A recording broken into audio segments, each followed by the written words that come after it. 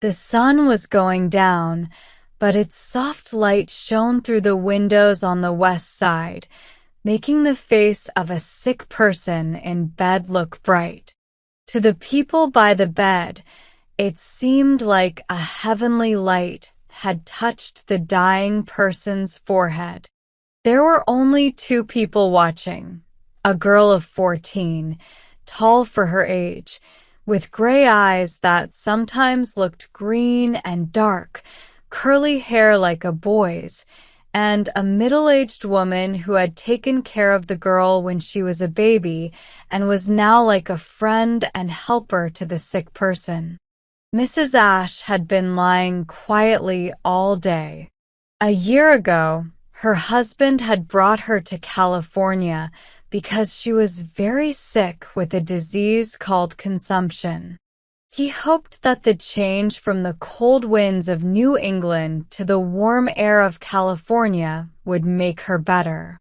At first, she did seem to get better, but then her husband got sick and died suddenly.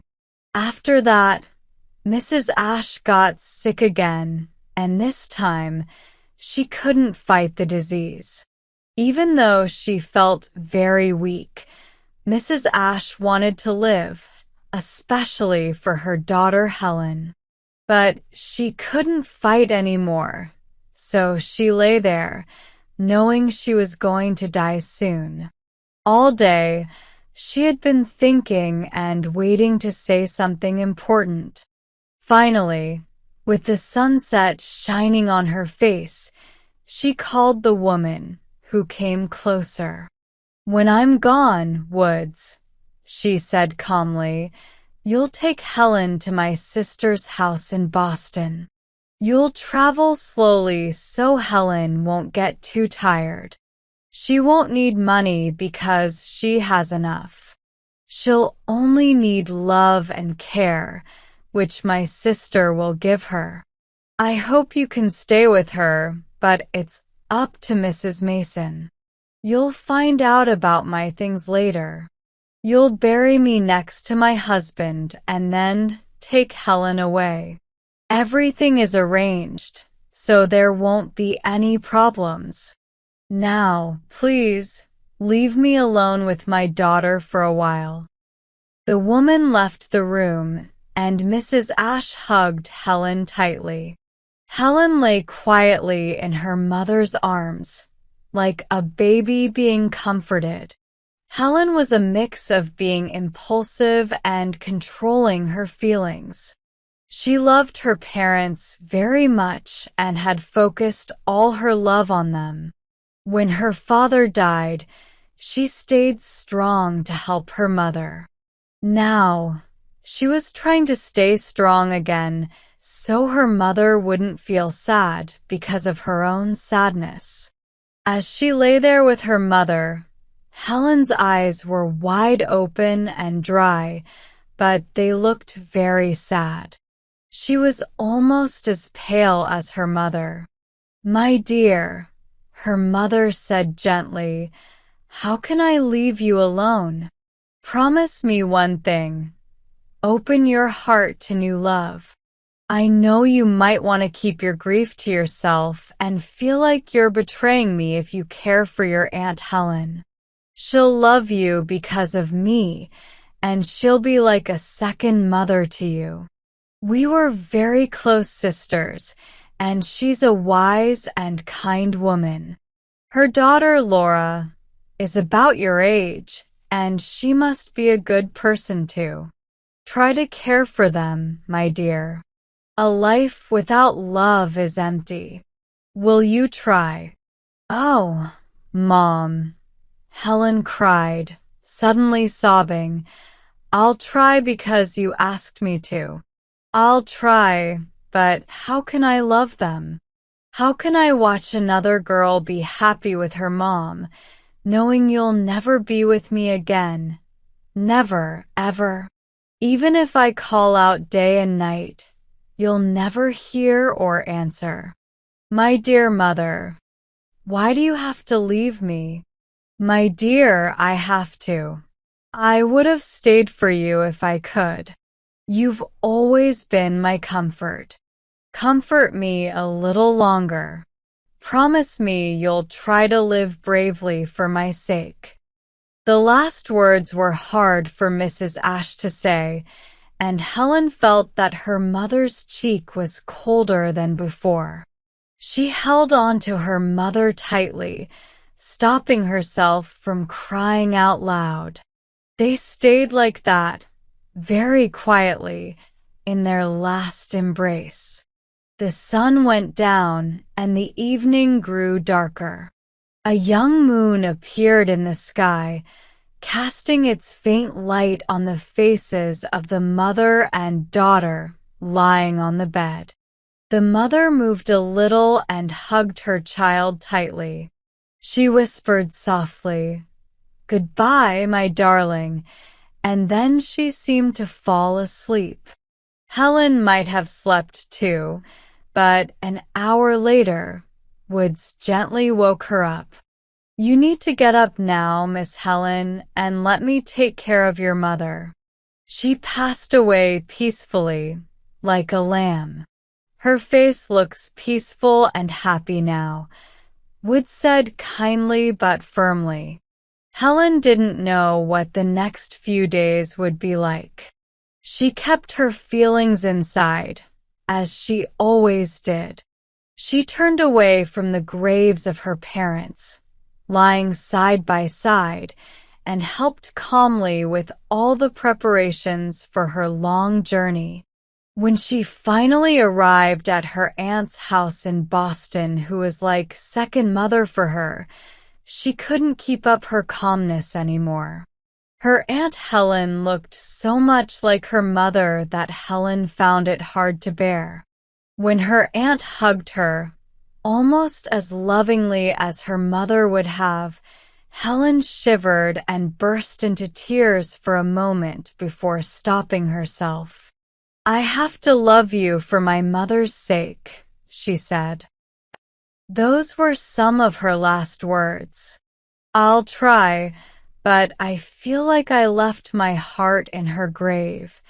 Mrs. Mason, Helen's aunt, was indeed a wise and kind woman. She didn't try to force Helen to love her or be interested in her. Instead, she was gentle and considerate, trying to make Helen feel at home in many small ways. Laura, Mrs. Mason's daughter, had hoped that Helen would be the sister she always wanted, but Helen's cold and distant manner disappointed her. Helen's reserved attitude made Laura feel like she was being pushed away. The summer passed without bringing them closer. Helen couldn't help feeling sad when she saw Laura happy with her parents. Helen had no one left but her dead parents. She couldn't even talk to Woods because Mrs. Mason decided not to keep her. So Helen kept all her thoughts and feelings to herself, pondering them in her heart. Things got a little better when school started in the fall. Helen and Laura were in the same classes, which brought them closer together, but they still weren't truly friends. In the spring, there was going to be a test, and a medal would be given to the best student. By winter, it was clear that Helen and Laura were the top students, and they started to compete fiercely. Mrs. Mason watched sadly, sticking to her policy of not interfering. One day, Helen overheard Laura asking her mother for help with a French method they had learned last summer. "Mama, you know you have the key to that French method locked up in your desk. Can you please lend it to me? If I had it, I'd be sure to do well. I'd study just as hard. It would make a big difference," Laura said. Helen listened from behind the curtain. If Laura had the key, she would definitely do well. Mrs. Mason answered sadly, with a hint of disappointment in her voice. I didn't think you would want to do something that wasn't honest. You know you're not supposed to use the key. The real test is to work without it, and the exam will show how well you've done. I guess there's no point in asking anymore. I wish you were easier to persuade, Mama. No, you don't. You just think you do. Deep down, you'd rather have me like this, Mrs. Mason replied, and Helen felt once again the bitterness of seeing Laura have a home and mother while she only had a distant grave. But at least, Helen thought, she would win in this school competition. If Laura did better than her, Helen wouldn't be able to bear it. Weeks went by and spring arrived. The old garden behind the house, where Helen's mother used to play as a child, filled with bird songs and flowers. Nature seemed to laugh with joy. Springs bubbled, flowers bloomed, and sunshine warmed everything. Beurre sans apili. But Laura and Helen were too focused and tired to enjoy it. They only studied. They slept with books under their pillows and woke up early to study again. Finally, the week of the exam arrived. Helen felt confident about everything except her French. If she could just have the key for a short time, she knew she'd be perfect. She couldn't stop thinking about it. In her passionate heart, she said she'd rather die than let Laura win at school. Laura had everything else. Why should she have this too? At first, she thought, if only it were right to have the key. Then she thought, if only she could stumble upon the key somehow. Then, if only she could find the key in her aunt's desk. Finally, she decided, I will find the key somehow. On the morning before the exam, she got up from her bed in the pretty blue room her aunt had decorated for her and quietly went downstairs in the early spring morning. Her bare feet made no noise on the thick carpet. She looked like a small ghost in white, but no ghost ever had such excited red cheeks and wide gray-green eyes. She held a bunch of keys that belonged to her mother. She hoped one of them would fit her aunt's desk. She was trembling with excitement.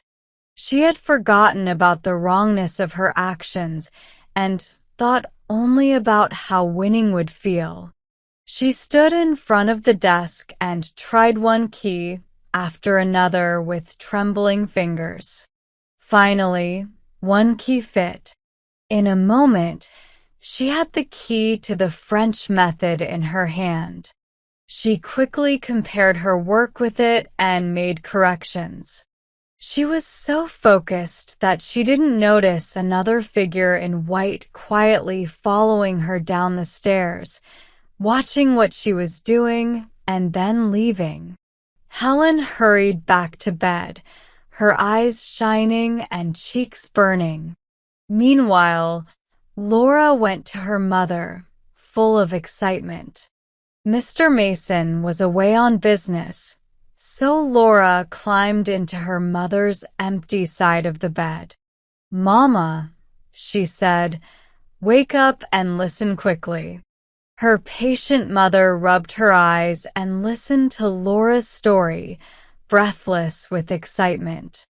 "Of course she'll win now," Laura said, finishing her story, "unless I tell Mademoiselle what she did. But you wouldn't want that, would you, Mama? But her French was the weakest part. Did you ever see anything so sneaky?" Sneaking into your desk with someone else's keys and then making all those corrections. Yes, I agree, Mrs. Mason replied, almost groaning. And she's Laura's daughter, my poor Laura, who valued honor and honesty. You don't know, dear, how painful this is for me. Poor Laura. What if she knows? But what should we do, Mama? Should we just stay quiet and let her win the medal and let everyone think she won it fairly? Or should we tell her what we know? Can you go away for now, Mrs. Mason said, and come back before breakfast? I want to think about what's best to do. When Laura returned, Mrs. Mason had decided on her plan of action, or rather, inaction. Don't be upset, darling, she said to Laura. I know it'll seem unfair to lose because of her cheating, but there are more important things. Right now, it's crucial to understand Helen's character. If she's not completely unworthy of her mother, she'll feel sorry before it's too late. If she doesn't, then we'll think about what to do next. So I have to let her win unfairly and not say anything? Laura asked, a hint of rebellion in her voice. Yes, if you're the obedient and kind Laura I know you are. Mama, you always know how to persuade me. And who usually admits, eventually, that it was the best way. Mrs. Mason asked, laughing. Mama, you're spoiling me. Let's see if I agree that this was the best way this time. On the first day of the exam, they had their French test. Laura and Helen were at the top of the class. Laura did well, but Helen did exceptionally, and she sat down amidst compliments and praises. But the victory didn't feel as good as she thought it would. She didn't even look at Laura, and she wouldn't have understood the look of scorn on Laura's face, as she didn't know her aunt had seen her raiding the desk. Yet she wasn't happy. She didn't need scorn from others. She already felt bitter self-contempt burning inside her. She realized how wrong her actions had been and wished she could exchange her success for the worst possible failure. Mrs. Mason watched her and whispered to Laura as they left, "Be kind to her. She'll suffer tonight." At dinner, Helen's seat was empty. She sent word that she had a headache. Her aunt sent her some tea, strawberries, and bread and butter, and then left her alone. The poor, lonely, miserable girl lay on her bed and thought. It hadn't been a year since she lay in her mother's arms and heard her say, "Try to live honorably for my sake." Those were almost her mother's last words. After that, there was only a soft sigh, as if it came from far away, saying, "Goodbye, darling." The sunlight touched her sad face gently and then left. Later, the cold stars looked down at her, still fighting her inner battle. Her conscience told her one thing. She had to undo this wrong, no matter how shameful it might be. At first, Helen considered going to her aunt and confessing everything, seeking her help and advice. But she lacked the courage to admit her shame and lay back down. Throughout the long night, she hardly slept. But by morning, she had made up her mind. She had received praise for her wrong actions publicly, so she would publicly make amends and face humiliation. Once she decided on her course of action, sleep finally found her tired eyes, and she fell into a forgetful slumber until the breakfast bell woke her. That day, everyone noticed a strange calmness and determination in her demeanor. She passed the remaining exams successfully, but with a noticeable lack of interest in the results, which puzzled everyone except her aunt. Finally, it was time for the medal to be awarded. There was a brief discussion among the committee members, and then the chairman stood up, holding the medal. "To Miss Helen Ash," he began, but Helen interrupted him. Her face was pale, and her eyes were determined, but her voice was steady and emotionless, as if she had resigned herself beyond hope or fear. "The medal doesn't belong to me," she said. "My success was dishonest. I found the key to the French method and used it to correct my mistakes, or else I would have failed. The prize rightfully belongs to my cousin, Laura Mason." The chairman, flustered, struggled to adjust his prepared speech. "Oh my," he exclaimed absent-mindedly, before finally managing to announce Laura Mason as the rightful recipient of the medal. He then sat down, his confusion masked by gentle applause. That night, Mrs. Mason visited Helen in her room as twilight fell. As she entered, she said, "My darling," in a voice so reminiscent of Helen's mother's that it stirred something deep within Helen.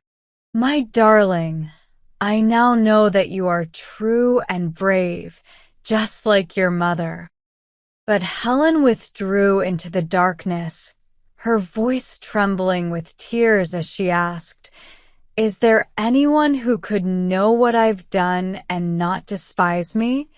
No one, dear, who dares to scorn a soul that repents and makes amends." With loving arms, her aunt embraced the lonely girl, and Helen knew she was no longer alone. She had found a new home in her mother's sister's heart.